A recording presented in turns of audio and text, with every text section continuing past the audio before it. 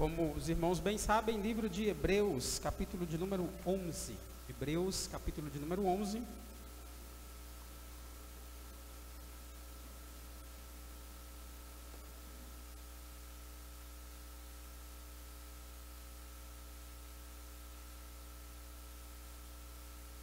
À medida que os irmãos encontrarem, eu convido os que podem a colocar-se de pé em reverência à palavra de Deus. Hoje, em versos de 30 a 32. Livro de Hebreus, capítulo 11, versos de 30 a 32. Lerei e os irmãos acompanharão silenciosamente. Pela fé ruíram as muralhas de Jericó, depois de rodeadas por 7 dias. Pela fé, Raabe, a meretriz, não foi destruída com os desobedientes, porque acolheu com paz aos espias. E o que mais direi? Certamente me faltará o tempo necessário para referir-me ao que há a respeito de Gideão, de Baraque, de Sansão, de Jefté, de Davi, de Samuel e dos profetas. Vamos orar, queridos, vamos falar com o Senhor. Senhor Deus, Pai nosso, louvado seja o Senhor por tua infinita graça e misericórdia. Louvado seja o Senhor por nos dar acesso à tua santa e preciosa palavra. Te rogamos que nessa noite, ó Deus, o Senhor se compadeça de nós e que o Senhor, por meio do teu santo e poderoso Espírito, aplique a tua palavra aos corações de cada um aqui presente. Que o Senhor fale conosco, ó Deus. Que o Senhor fale com a tua igreja. É em Cristo que nós te oramos. Amém. Podeis assentar. A verdade, queridos, é que essa última porção, do verso 30, nós poderíamos ir até o final, até o 40. Mas aí seria muita coisa e, consequentemente, nós perderíamos muitos detalhes desse texto. A verdade que temos visto é que o autor aos Hebreus tem usado esse capítulo 11 para falar da fé e de como ela se manifesta. Ele começa nos dando duas definições sobre a fé. Ele diz que a fé é a certeza de coisas que se esperam e também a convicção de fatos que se não veem. E é pela fé que nós realmente entendemos o universo à nossa volta. Porque o autor aos Hebreus diz no verso 3 que pela fé entendemos que foi o universo formado pela palavra de Deus. Então, se a fé é a certeza de coisas que se esperam, é a convicção de fatos que se não veem, e se é por ela que nós entendemos o mundo à nossa volta, como essa fé se manifesta? É nisso que o autor aos Hebreus se detém em basicamente todo o capítulo 11. E ele já nos disse, olhe para Abel, e você vai ver como a fé se manifesta. Você vai ver que os fiéis, aqueles que têm fé, adoram a Deus, e por isso são odiados pelo mundo. Ele nos disse, olhe para Enoque e veja que aqueles que têm fé dirigem suas vidas pela palavra de Deus. Eles andam com Deus, eles caminham com o Senhor nessa terra até o dia que serão recolhidos pelo Senhor. Olhe para Noé e veja que aqueles que têm fé usam seus dons, seus talentos e toda a sua obra para a glória de Deus e para a salvação do seu povo. Ele nos diz ainda, olhe para Abraão e observe uma fé que está disposta a obedecer, mesmo sem conhecer todos os detalhes. Uma fé que não volta atrás, que não retrocede, uma fé que se dispõe a sacrificar aquilo que lhe é precioso, valioso, porque crê na palavra de Deus e crê no poder do Senhor para ressuscitar os mortos. Ele vai a Isaac e diz, olhe para Isaac e veja que a fé nos faz entender que a vontade de Deus é mais importante do que os nossos desejos e vontades. Olhe para Jacó e veja que a fé nos faz perseverar e lutar até o último dia da nossa vida. Olhe para José e veja a fé que nos capacita a suportar injustiças, sofrimentos, sem mágoas e sem ressentimentos. Semana passada, ele nos disse, olhe para Moisés e veja a fé que vence o mundo. A fé que confia nas promessas de Deus, que prefere sofrer como o povo de Deus, a usufruir dos prazeres transitórios do pecado, porque espera um galardão. Então, o que ele nos mostrará agora? O que esses últimos personagens aqui citados têm a nos ensinar? Queridos, ele sai do período da salvação do povo, do êxodo com Moisés, e pula 40 anos de história. Porque ele pula o período em que o povo de Israel esteve no deserto, e o motivo, se você lembra ainda do capítulo 3, você vai saber o porquê.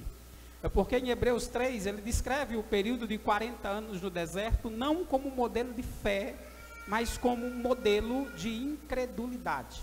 Um modelo no qual o povo se afastou de Deus. Isso está claro em Hebreus 3, nos versos 16 a 19. Por isso aqui ele passa para o período da conquista da terra de Canaã, como Josué, passa pelo período dos juízes e vai até a monarquia. Ele cita o principal rei da história de Israel, que é Davi.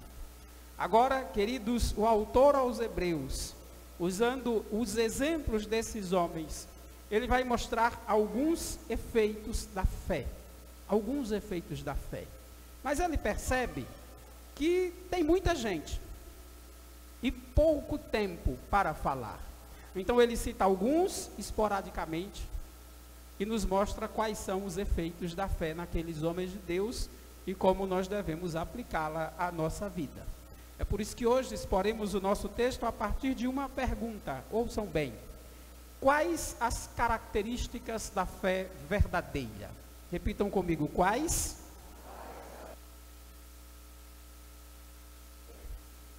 Ora, muitas. Se nós fôssemos procurar na Bíblia toda, nós íamos encontrar muitas características da fé verdadeira. Mas esse texto em especial, esses 3 versos que lemos, vai nos dar 3 características da fé verdadeira. A primeira delas é que a fé verdadeira derruba as muralhas e salva as pessoas. Olha o verso 30, olhe para a sua Bíblia. A fé ruíram as muralhas de Jericó, depois de rodeadas por 7 dias. Ora, se você já ouviu falar sobre Jericó, provavelmente você sabe perfeitamente do que o autor aos Hebreus está falando. Ele está falando de quando Josué, com os israelitas, chegaram ali na terra de Canaã, e deram de cara com a primeira cidade-estado fortificada. Na verdade, a maior cidade-estado fortificada na época de Josué, que era a cidade de Jericó. Eles chegaram, queridos, e Jericó estava lá. Uma cidade que não era tão grande, mas que tinha fortes muralhas e que ficava na entrada da terra de Canaã. A história de Jericó, se você deseja ler em casa, e também da prostituta Raabe, que é citada em seguida, está em Josué, nos capítulos 2 e 6. E embora Josué não seja citado, evidentemente a conquista da terra, a queda das muralhas de Jericó, remete a ele. Mas pense no contexto. Jericó, queridos, era uma das cidades mais antigas do mundo. Uma das cidades mais antigas da história da humanidade. Dizem os estudiosos que a cidade de Jericó foi construída, pasme, antes do nascimento de Abraão, a primeira vez que ela foi construída. Provavelmente pouco depois do dilúvio, que dará a ela aproximadamente 6.000 anos de história. Ela é também a cidade mais baixa em relação ao nível do mar. Ela ficava a 258 metros abaixo do nível do mar. E embora não fosse uma cidade tão grande, era uma cidade muito bem fortificada, porque servia ali de cidade-estado para a região de Canaã, Cananeia. A muralha de Jericó ia de 4 a 8 metros de altura, e tinha 2 metros de largura. Era uma bela de uma muralha para aquela época. Seu nome significa lugar perfumado, dizem alguns, por causa de uma espécie de flor conhecida. Mas outros dizem que a palavra não vem do hebraico, mas vem da antiga língua usada por aqueles povos cananitas. E aí significaria a cidade da lua. E essa, queridos, tradução, ela é bem interessante.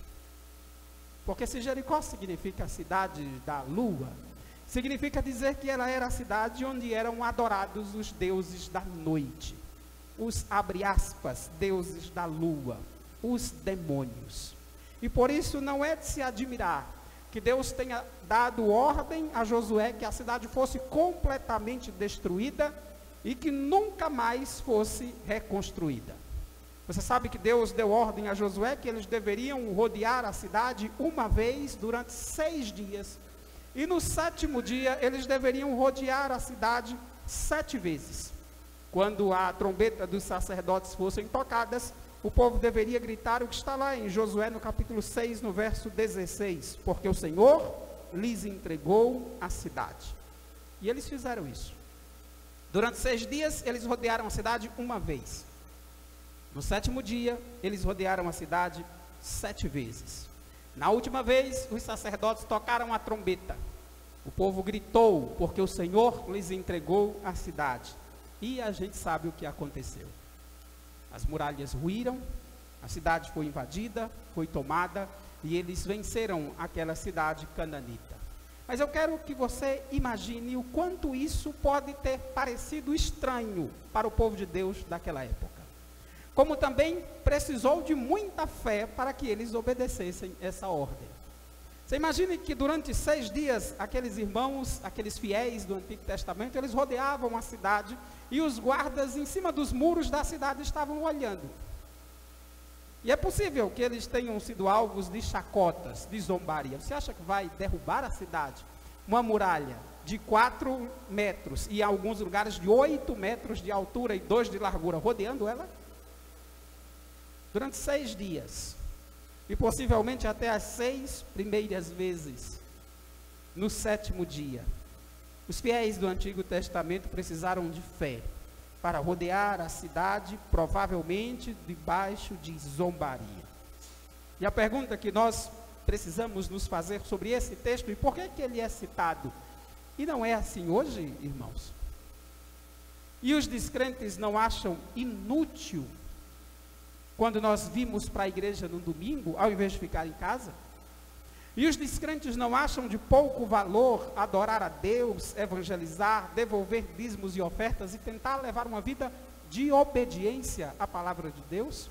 Assim como aqueles nossos irmãos, os fiéis do Antigo Testamento, rodearam a cidade, para quem via, para os pagãos da cidade, parecia algo inútil, desnecessário, sem muito efeito.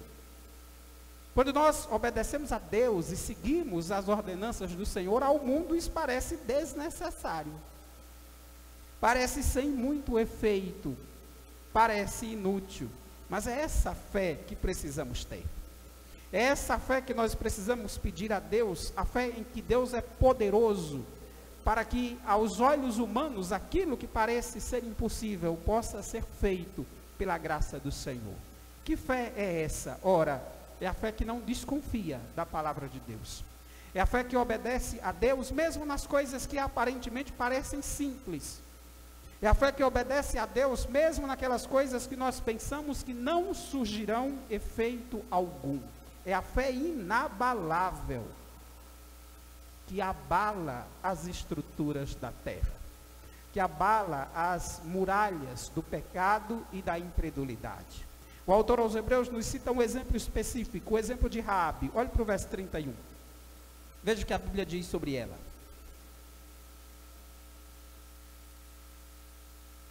Pela fé, Raabe, a meretriz, não foi destruída com os desobedientes, porque acolheu com paz aos espias. É interessante que quando o autor aos Hebreus fala da cidade, da queda das muralhas, ele automaticamente passa para a figura da Raabe.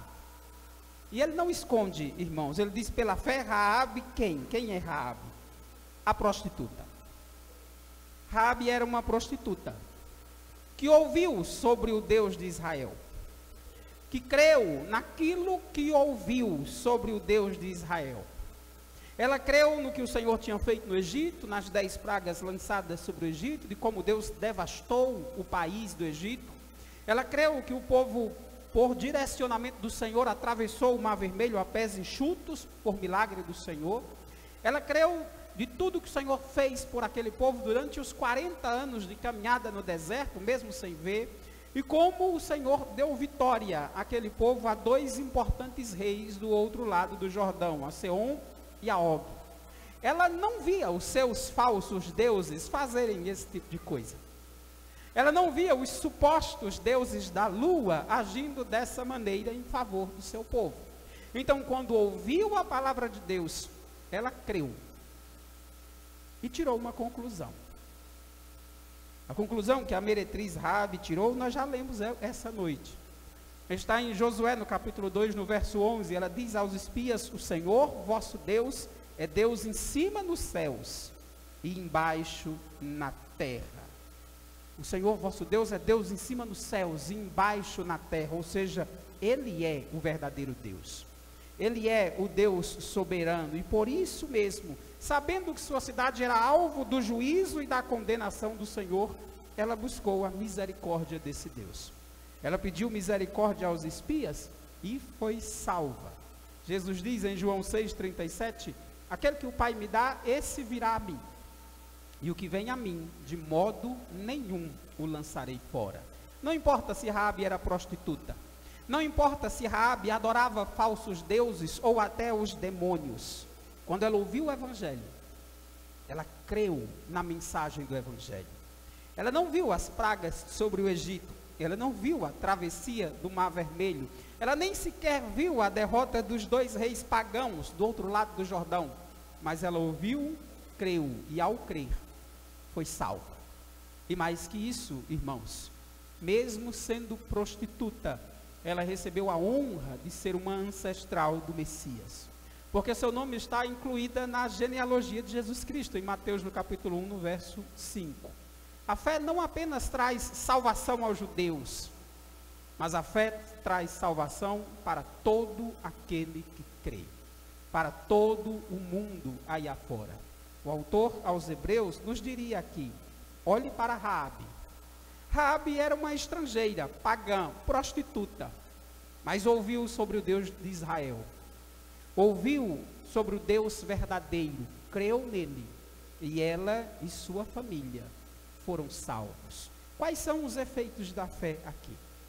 Quais são os feitos da fé nesses 2 primeiros versos? Ora, a fé verdadeira é a fé que traz vitória a Josué e a Israel. E é a fé que traz salvação para Raabe. A fé verdadeira é a fé que sustenta e protege e dá vitórias ao seu povo. E é a fé que, por meio das Escrituras, alcança os piores pecadores. Quais são as características da fé? Primeiro, a fé derruba as muralhas da nossa incredulidade. E a fé salva as pessoas, independente de que pecados eles tinham e de como era a sua vida. A segunda característica da fé nesse texto é que a fé verdadeira está presente em todos os crentes. Todos aqueles que verdadeiramente foram regenerados, que arrependeram-se pelos seus pecados, que entregaram suas vidas a Cristo, têm essa mesma fé. Verso 32, olhe para a sua Bíblia. O autor aos Hebreus diz: que mais direi? Certamente me fará tempo necessário para referir o que há a respeito de Gideão, de Baraque, de Sansão, de Jefté, de Davi, de Samuel e dos profetas. Note que ele cita alguns nomes para dizer que tem muito mais gente. Ele não cita em ordem, e isso fica claro quando ele cita os nomes aí relacionados, Gideão, Baraque, Sansão, Jefté, porque a ordem não está correta. Inclusive, ele cita Davi antes de Samuel, não é a ordem cronológica dos juízes, e nem muito menos de Davi e Samuel, você sabe disso. Mas ele cita para mostrar que tem muito mais gente a ser citada. E ele não terá tempo para falar de todos eles. A questão, queridos, é que isso mostra que todos aqueles que são fiéis, verdadeiros, eles têm a mesma fé. Uma fé que poderia ser descrita em todos os homens de Deus do passado, em todos os grandes homens das Escrituras, em todos os grandes crentes da história, porque todos têm essa mesma fé. O que diferencia uns dos outros, evidentemente, é a graça do Senhor nas nossas vidas. O Senhor nos dá dons diferentes e os nossos próprios pecados. Mas a fé, ela é a mesma. Ela se espalha por todo o mundo por meio do Evangelho. Esses personagens citados na Bíblia, eles têm algo em comum, esses últimos. Alguns dos seus pecados estão registrados nas Escrituras. Alguns dos pecados desses homens aqui citados estão registrados nas Escrituras. Ele sai da conquista da terra e passa a alguns juízes, e vamos ver alguns deles. O primeiro citado aí em ordem cronológica é Baraque. A história de Baraque está em Juízes, no capítulo 4 e 5, você pode ler em casa, é um bom texto. E a verdade, queridos, é que Baraque é um homem que viveu em uma época difícil. Porque ele viveu em um período de crise de masculinidade. É isso mesmo que você está ouvindo.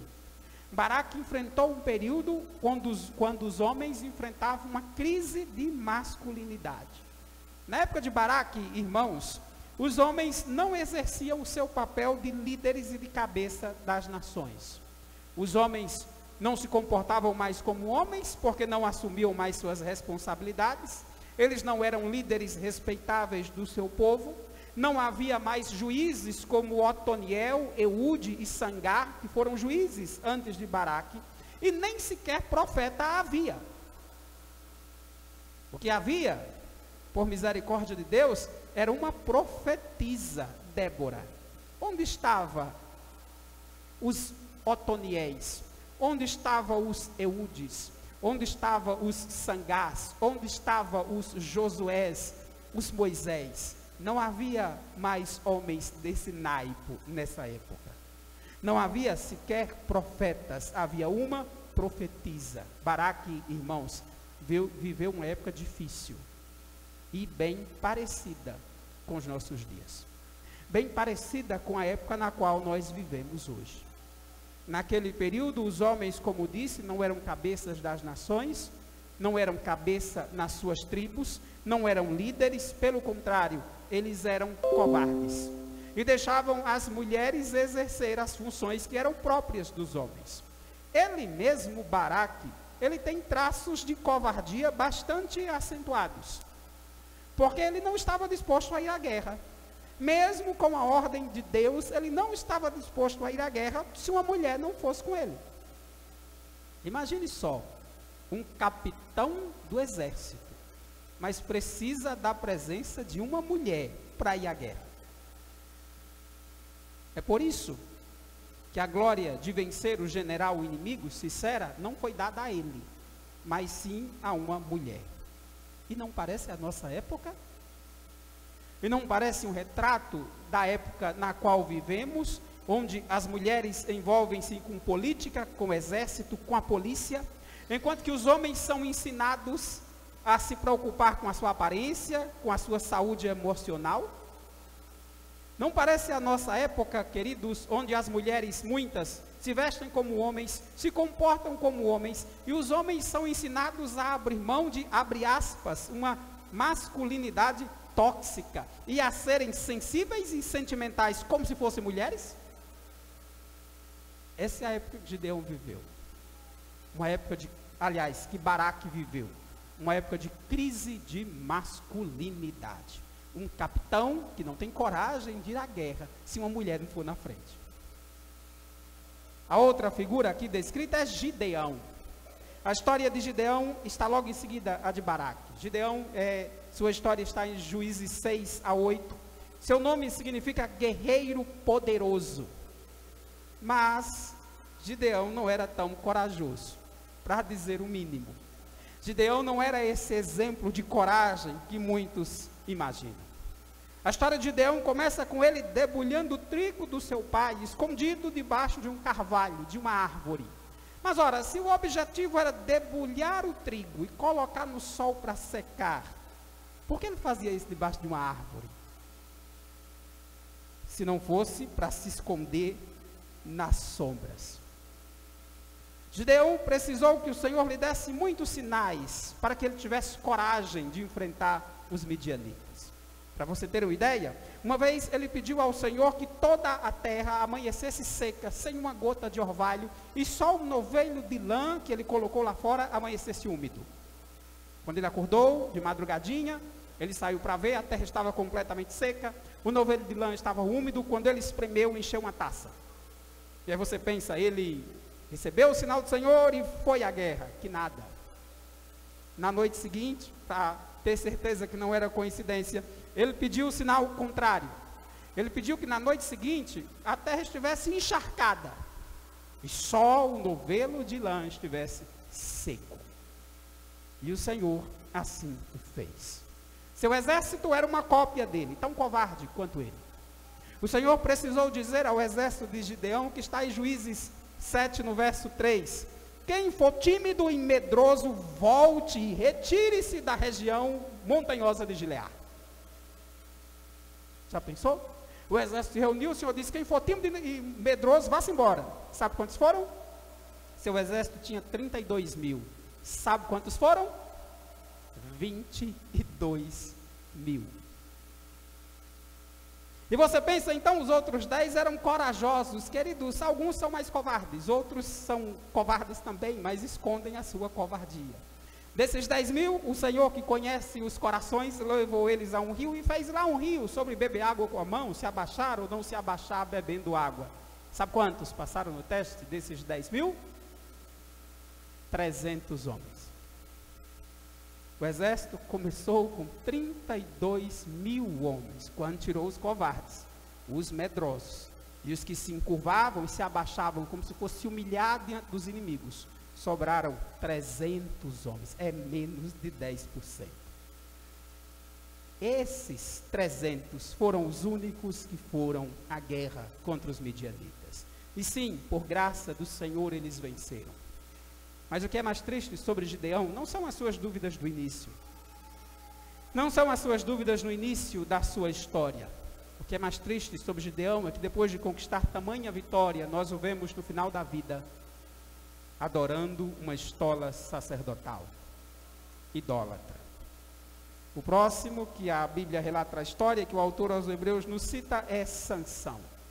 A história de Sansão deveria ser a última dos juízes, porque ele é o último juiz citado, se fosse cronologicamente.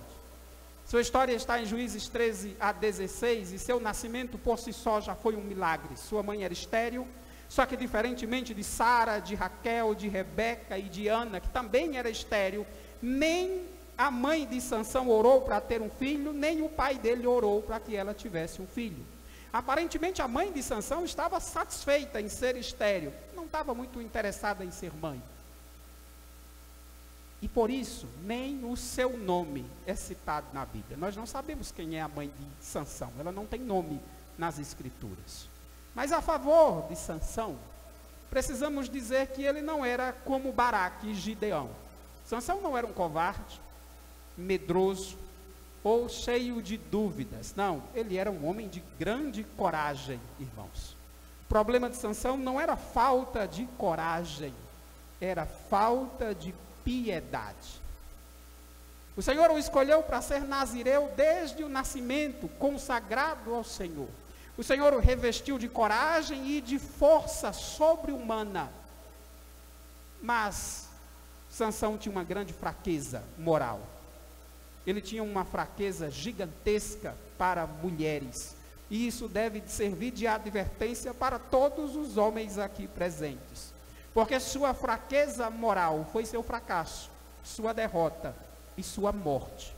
No final da sua vida, ele foi mais útil a Deus na morte do que na vida. Abra sua Bíblia em Josué, aliás, em Juízes capítulo 16. Eu quero ler um verso com você. Juízes capítulo 16.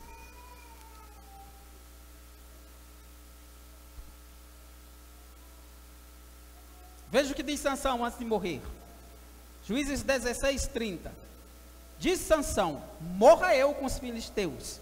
E inclinando-se com força, a casa caiu sobre os príncipes e sobre todo o povo que nela estava. E foram mais os que matou na sua morte, dos que os que matara na sua vida. Nesse ponto, Sansão aponta para Jesus Cristo, que realizou a maior de todas as suas obras, não no seu nascimento ou durante os seus milagres, mas por meio da sua morte. O último juiz citado, queridos, é um que cronologicamente está antes de Sansão, é Jefté. A história de Jefté está em Juízes, no capítulo 11. E Jefté era um bastardo, filho de uma prostituta.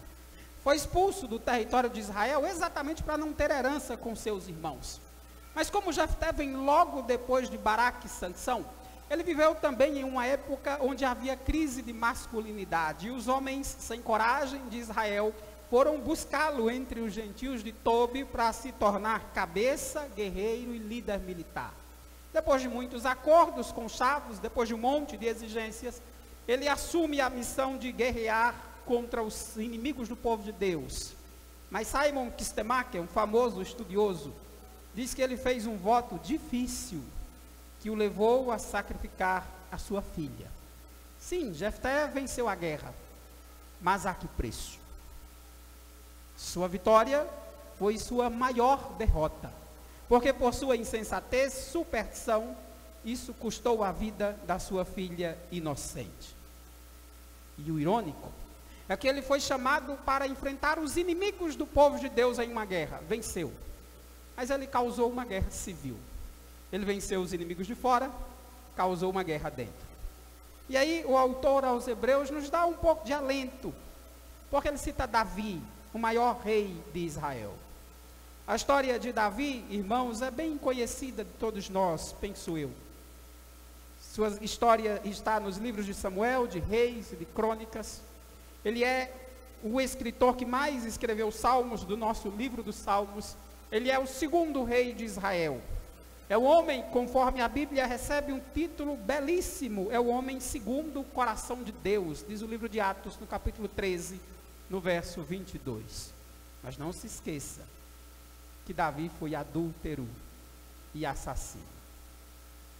O autor aos Hebreus começa com o antecessor de Davi, com o profeta Samuel. Samuel, queridos, tem sua história na primeira parte do livro de Samuel, e era um grande homem de Deus, sim. Ele foi profeta, ele ungiu os dois primeiros reis, Saul e Davi. Foi um profeta fiel ao Senhor, que andou nos caminhos do Senhor e que esforçou-se para colocar Israel nos trilhos, nos caminhos do Senhor. Mas há uma mancha sobre Samuel. Samuel não foi um bom pai. Samuel falhou na sua missão dentro de casa. Embora não tenha falhado como juiz e profeta em Israel, ele falhou como pai. Porque seus filhos, assim como os filhos do sacerdote Eli antes dele, não eram lá grande coisa. Não eram homens piedosos. O que estes homens têm em comum, irmãos? O que é que tem em comum homens como Baraque, Sansão, Gideão, Jefté, Davi e Samuel? Porque são eles que estão aí e não outros. Apesar dos seus pecados, pela fé, todos eles foram abençoados por Deus, foram sustentados por Deus e foram instrumentos de Deus em algumas circunstâncias. A lição que o autor aos Hebreus nos dá no final do livro é belíssima. Sabe qual é? Essa fé salvadora. Essa fé que nos ensina a andar nos caminhos do Senhor e ser odiado por isso, como Abel. Essa fé que nos faz andar nos caminhos do Senhor como Enoque. Essa fé que nos dá a disposição de servir a Deus como Noé. Essa fé que nos faz amar a Deus ao invés de amar o mundo, como foi a de Moisés. Essa fé que nos faz entender que a vontade de Deus está acima da nossa, como a de Isaac. Essa fé que nos dá força para lutar todos os dias, como Jacó. E que nos faz enfrentar as lutas e sofrimentos sem mágoa e sem ressentimento, como José. Essa fé é para pecadores. São os pecadores que precisam crer no Cordeiro de Deus que tira o pecado do mundo. Pois o Senhor veio chamar pecadores ao arrependimento. Em certa circunstância, em Mateus, no capítulo 9, Jesus era recriminado, criminalizado pelos líderes religiosos de Israel, porque ele recebia meretrizes, prostitutas, e comia com cobradores de impostos, com publicanos e pecadores. Sabe o que Jesus respondeu àqueles homens? Em Mateus 9,13, o nosso Senhor diz: ide, porém, e aprendei o que significa misericórdia quero e não holocaustos. Pois não vim chamar justos, e sim pecadores ao arrependimento. Aprenda o que significa misericórdia e não holocaustos. Aprenda que o Senhor não veio chamar justos, porque não há justos, mas sim pecadores ao arrependimento. Essa fé é para pecadores. Essa fé é para mim e para você. Essa fé é para todos aqueles que ouvem o Evangelho e pedem perdão ao Senhor. Como é que nós vamos aplicar esses 3 versos à nossa vida, queridos? Como é que nós vamos aplicar? A primeira aplicação que quero trazer é que espero que você se console com esses poucos versos de hoje. Porque o final da lista do autor aos Hebreus, no capítulo 11, ela é consoladora. Ela é confortadora. Porque como é que começou essa lista, irmão? Abel, Enoque, Noé, Abraão e Moisés. E aí nós somos tentados a pensar que estamos muito longe desses homens. Somos tentados a dizer que esses homens estão em outro patamar, em outro nível. Minha fé nunca será como a deles. Como é que eu posso ser herdeiro da fé de Abel? Irmão, Abel subiu aos céus. Aliás, Enoque subiu aos céus sem morrer. Noé construiu uma arca que salvou os animais e salvou a sua família do dilúvio. Abraão, ora, o que dizer de Abraão? Um homem que é conhecido como o pai da fé. Moisés tirou o povo do Egito, venceu embates com Faraó, o homem mais poderoso do mundo, e recebeu as tábuas da lei, as tábuas de pedra, escritas pelo próprio dedo de Deus. Eu não consigo me comparar com eles. Nós olhamos para eles e pensamos, não há como nós sermos herdeiros dessa fé. Eles estão em outro patamar, eles estão em um outro nível. Como é que nós vamos alcançar a fidelidade desses homens? Realmente, nos vemos muito longe desses grandes homens de Deus. Começamos a pensar como é que podemos estar na volta de Cristo lado a lado com esses homens. Mas a fé, irmãos, não é por obras. A fé é dom de Deus. Paulo diz em Efésios 2:8, porque pela graça sois salvos, mediante a fé. E isto, a fé, não vem de vós, é dom de Deus. Por isso o autor aos Hebreus começa a se aproximar de nós. Ele começa a mostrar a graça do Senhor que trouxe salvação a uma prostituta como Raabe. A graça do Senhor que usou um capitão covarde como Baraque. A graça do Senhor que sustentou e que respondeu vários testes de um capitão cheio de dúvidas e idólatra como Gideão. A graça do Senhor que foi capaz de usar um capitão insensato como Jefté. A graça do Senhor, queridos, que derramou sua misericórdia sobre Davi, que embora tenha recebido muitos dons e promessas e alianças com o Senhor, se tornou assassino e idólatra.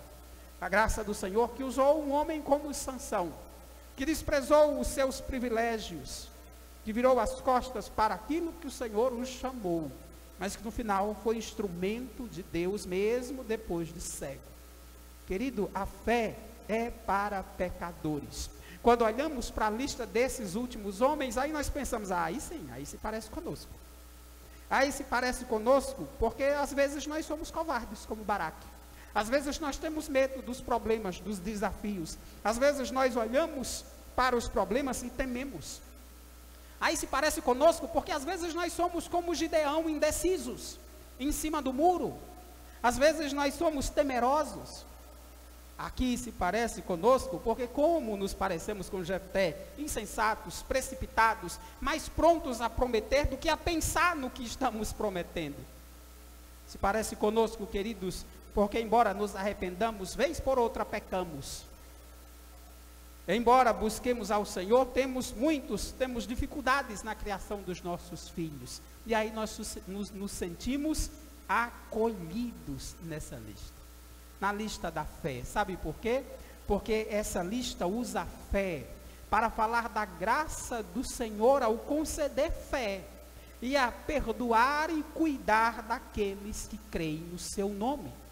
É por isso que podemos, pela graça do Senhor, nos considerar herdeiros de Abel, de Enoque, de Noé, de Abraão, de Isaque, de Jacó e de José. Aliás, é Paulo que nos ensina a nos considerar assim, quando diz que nós que cremos é que somos os verdadeiros filhos de Abraão.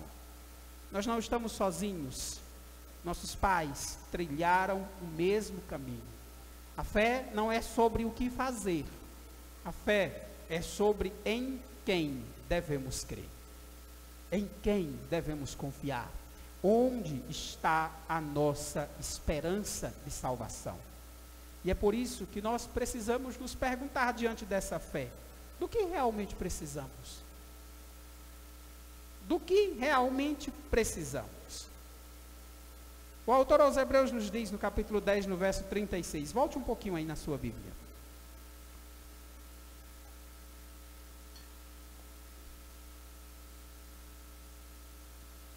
Hebreus 10, 36. Com efeito, tendes o quê?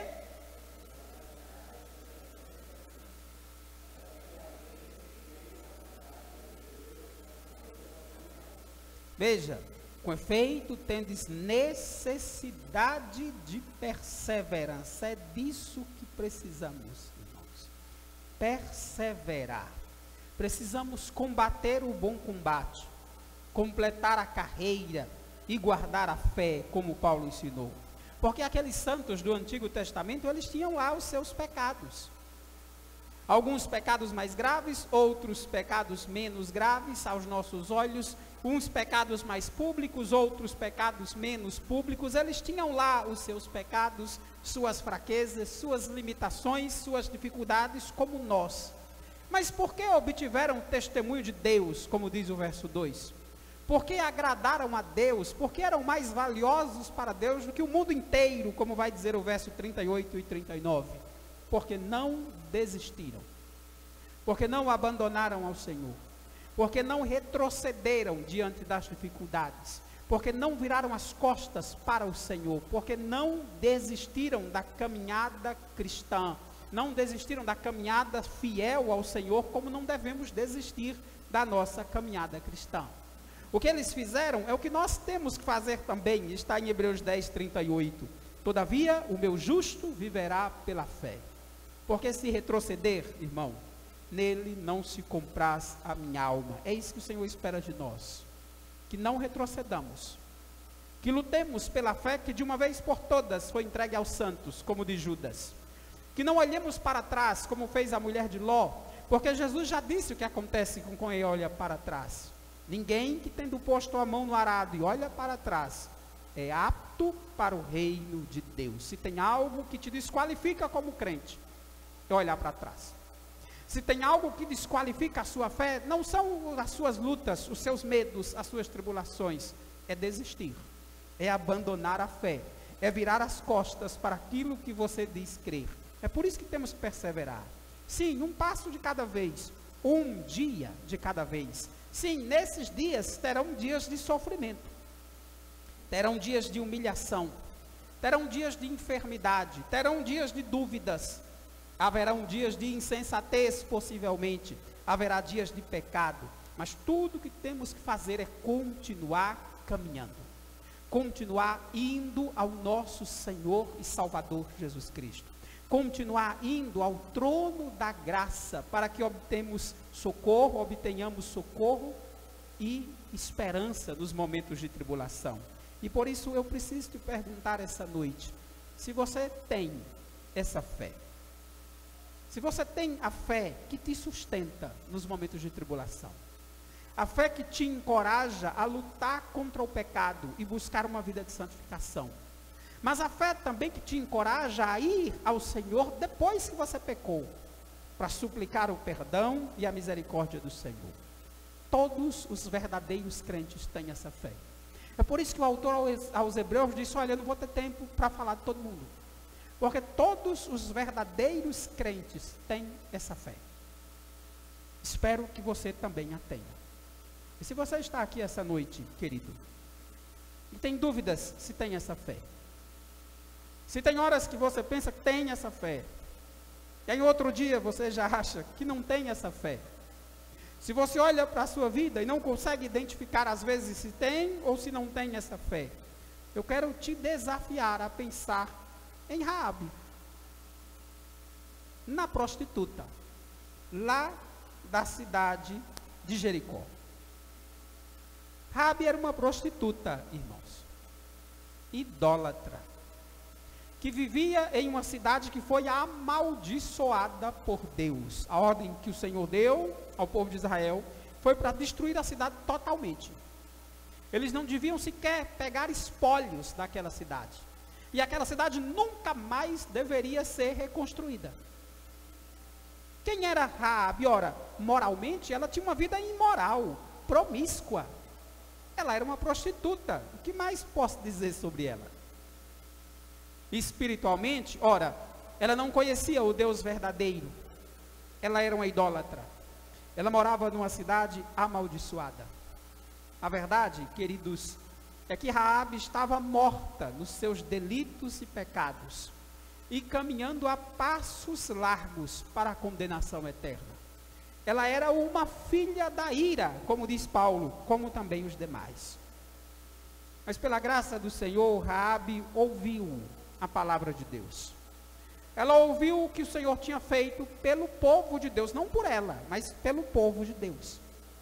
Ela ouviu como o Senhor salvou Israel do Egito, como o Senhor destruiu o Egito, como o Senhor abriu o mar vermelho diante deles e eles passaram a pés enxutos. Ela vai confirmar isso.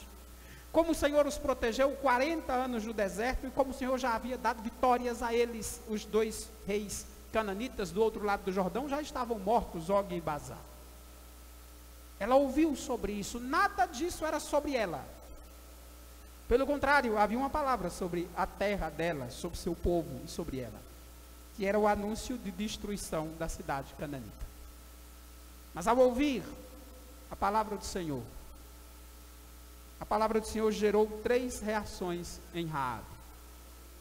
A primeira, queridos, foi fé, porque ela sabia que o Senhor daria a Israel aquela terra. É o que o autor aos Hebreus deixa claro no verso 31. A segunda, ela teve uma convicção de que só existe um Deus.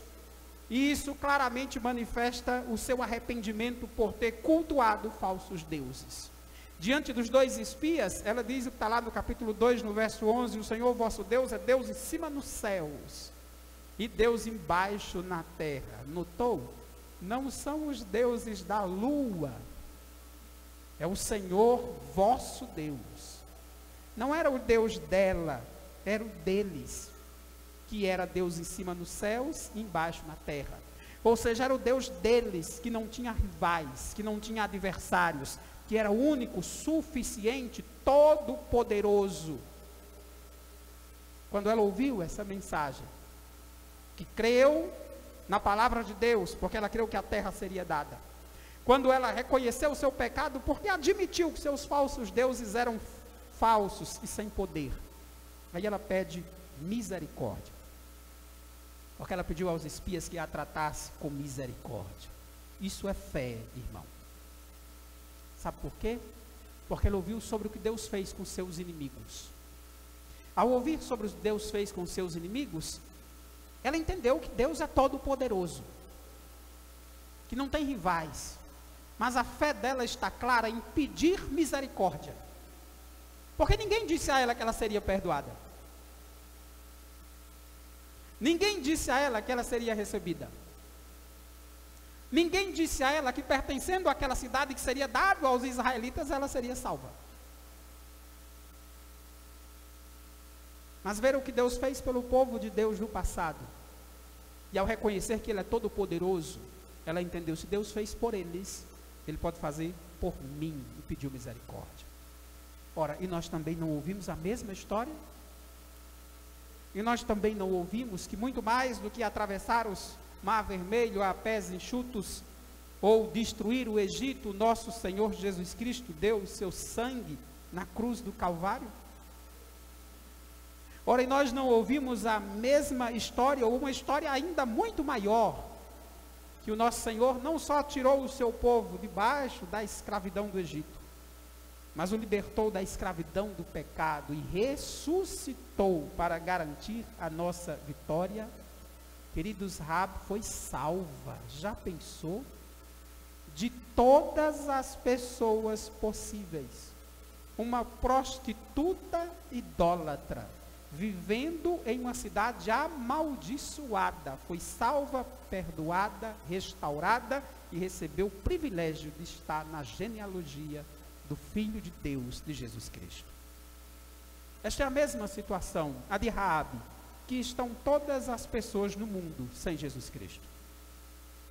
Essa era a mesma situação que eu e você estávamos antes de crermos em Jesus Cristo. Éramos pecadores, ímpios, perversos, com os nossos próprios falsos deuses, seguindo os cursos do nosso coração e os nossos pecados. A conversão de Raabe, queridos, é uma prova clara que onde abundou o pecado, superabundou a graça. É uma prova clara que há salvação para todo aquele que crê no Deus Todo-Poderoso e na oferta de perdão e salvação em seu Filho. Mas como Raabe creu? Como foi que Raabe foi salva? Sabe de onde vem a fé de Raabe? A fé de Raabe vem da palavra de Deus. Abra sua Bíblia em Josué 2. Eu quero ler com você só 3 versos. 4, na verdade. Eu sei que nós já passamos por ele, mas eu quero ler com vocês. Você vai ver como a fé de Raabe vem da palavra de Deus. Josué capítulo 2.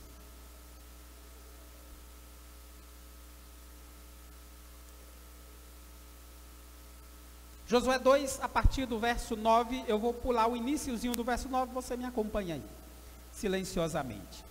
Bem sei que o Senhor vos deu essa terra, e que o pavor que infundis caiu sobre nós, e que todos os moradores da terra estão desmaiados. Por quê? Porque temos ouvido que o Senhor secou as águas do Mar Vermelho diante de vós, quando saístes do Egito. Também o que fizeste aos 2 reis dos amorreus, Sehom e Og, que estavam além do Jordão, dos quais destruístes. E o que mais? Ouvindo isto, desmaiou o nosso coração, e ninguém mais há ânimo algum por causa da vossa presença. Por quê? Porque o Senhor vosso Deus é Deus em cima nos céus e embaixo na terra. Agora, pois, jurai-me, vos peço, pelo Senhor, que assim como usei de misericórdia para convosco, também dela usarás para com a casa do meu pai, e que me dareis um sinal certo. Por 2 vezes ela deixa claro que ouviu. Ela ouviu. Ela não viu, irmãos. Porque não vivemos por vista, é o que diz Paulo. Vivemos por fé e não por vista. Ela ouviu. Ela não estava no Egito, não viu as 10 pragas, ela não atravessou o Mar Vermelho, as pés enxutos, ela nem sequer presenciou a morte dos 2 reis pagãos. Ela ouviu e creu. E não é assim hoje? E o que mudou? Se Paulo diz que a fé vem pelo ouvir, e ouvir a palavra de Deus. Pasme, nós não sabemos nem quem falou para Raabe. Nós não sabemos nem quem pregou para Raabe, diríamos hoje. Por quê? Porque ela está dizendo aos espias que ouviu. Então não foi eles que disseram. Nós não sabemos nem como foi que ela ouviu. A única coisa que sabemos é que ela ouviu. E tendo ouvido, creu. Para você que nos visita, que não tem certeza da sua fé, que ainda não crê em Jesus de todo o coração, eu quero te dizer que hoje você também está ouvindo a palavra de Deus. E se você crer nela, reconhecê-lo como Deus único e verdadeiro, e o Senhor Jesus Cristo como seu único e suficiente Salvador, você também será salvo. É por isso que te exorto a não endurecer o seu coração, como fizeram esses próprios hebreus no deserto. Porque o dia para a sua salvação é hoje, querido. O dia para você ser perdoado é hoje. Paulo diz em 2 Coríntios 6, verso 1 e 2, nós, na qualidade de cooperadores com Ele, com Deus, também vos exortamos a que não recebais em vão a graça de Deus. Porque Ele diz, eu te ouvi no tempo da oportunidade, te socorri no dia da salvação. Eis agora o tempo sobremodo oportuno. Eis agora o dia da salvação. Se você não crer em Cristo, sua situação não é muito diferente da de Raabe, lá com os espias. Nós estamos aqui para te avisar, como aqueles espias. Você já ouviu também, certamente várias vezes. Assim como a cidade de Raabe, a cidade de Jericó, a cidade da lua, tinha sobre ela uma sentença de condenação, Ah, meu irmão, minha irmã, meu querido visitante, o nosso mundo tem uma sentença de condenação tão antiga quanto a de Jericó. Há uma sentença de juízo.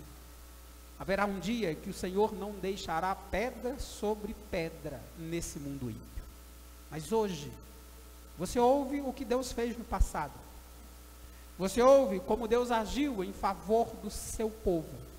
E espero que, como Raabe, você perceba que, embora o Senhor seja o Deus Todo-Poderoso e um Deus de juízo para os ímpios, o Senhor nunca despreza o coração contrito e humilde.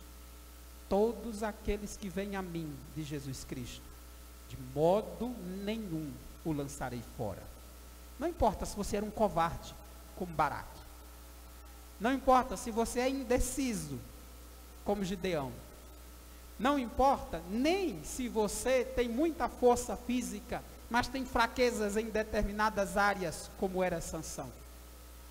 Não importa nem se você tem um coração que você pensa que é humilde, mas cheio de pecado, como o de Davi. Não importa nem ainda se você é um insensato em muitas decisões da sua vida.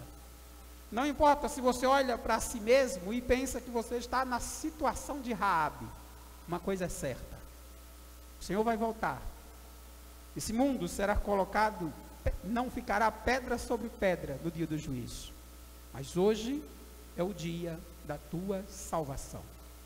Não endureça o teu coração. Hoje é o dia para que você seja, não só ouça a palavra de Deus, mas com arrependimento e fé, ore, peça perdão, decida virar as costas para os ídolos do teu coração, peça misericórdia ao Senhor e você será ouvido. Paulo diz, porque ele diz, eu te ouvi no tempo da oportunidade, te socorri no dia da salvação. Sabe quando é o tempo? O tempo é agora. Sabe quando é o dia? O dia é hoje, diz Paulo. Que Deus tenha misericórdia de você. Que você que é crente, mantenha a sua fé firme nos caminhos do Senhor. E você que não é, não receba em vão a graça de Deus. Ouvir a palavra de Deus é a graça de Deus sobre sua vida. Não receba em vão. Arrependa-se por seus pecados. Vamos orar.